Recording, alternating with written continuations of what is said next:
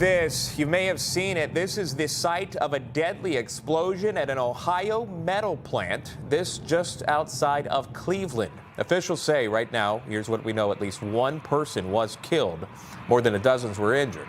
Officials and witnesses alike report molten metal and debris raining down on neighboring buildings. Fire officials say most of the victims suffering burn wounds.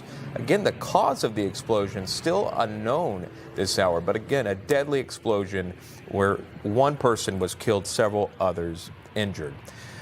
Talking about Ohio, about 70 miles southeast from there is East Palestine, where residents there still dealing with the aftermath of the toxic train derailment. Seeing some video there. There are also images coming out showing dead wildlife. The Ohio Department of Natural Resources now estimating this. Get this, 3,500 aquatic animals have died.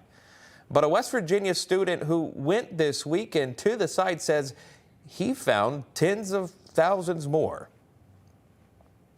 It's terrible to look at. It's a catastrophe. You know, everything is dead. There's not. You shouldn't walk through a creek and see piles of dead things floating past you. It should be life. National correspondent Logan Ratick, he has been live on the ground there talking with residents, asking what they see again in this area, and many of those residents awaiting a major visit, if you will, this week. Logan, what are you seeing there?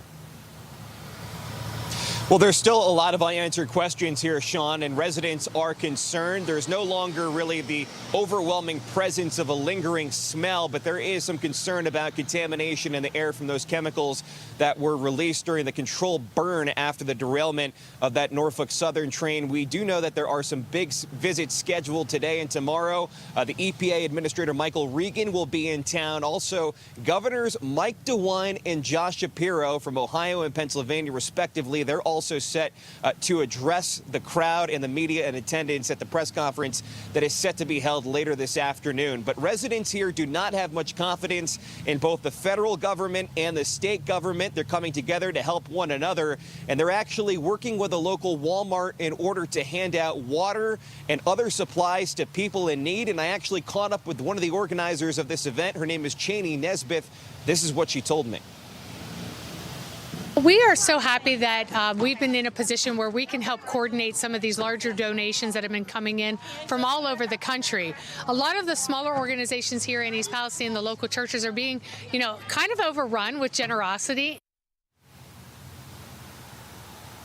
And also today, there's going to be a health clinic opening up at noon in conjunction with the Department of Health and Human Services. It did not open yesterday on President's Day. Residents say that this is long overdue and much needed here. But again, we know that the governors of both Ohio and Pennsylvania and the EPA administrator will be here today. Tomorrow, former President Donald Trump will be in town, and they're already preparing for the security measures that'll come with that. Schools in East Palestine will be closed tomorrow for Trump's visit, but there is an overwhelming sentiment that Trump should not have been the first major official to come into town, at least a former president. They believe that President Joe Biden should be here instead of Europe right now in Ukraine and Poland. That is what Mayor Trent Conaway is saying.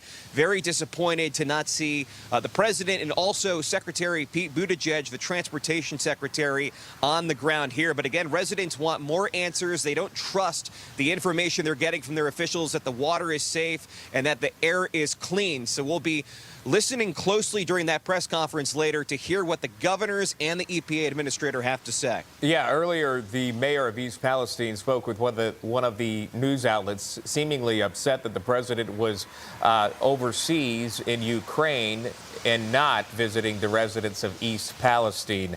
However, getting back to that point of Norfolk Southern that you brought up there, they are providing assistance. Is that correct? There's money going out. There's assistance coming from Norfolk Southern this hour?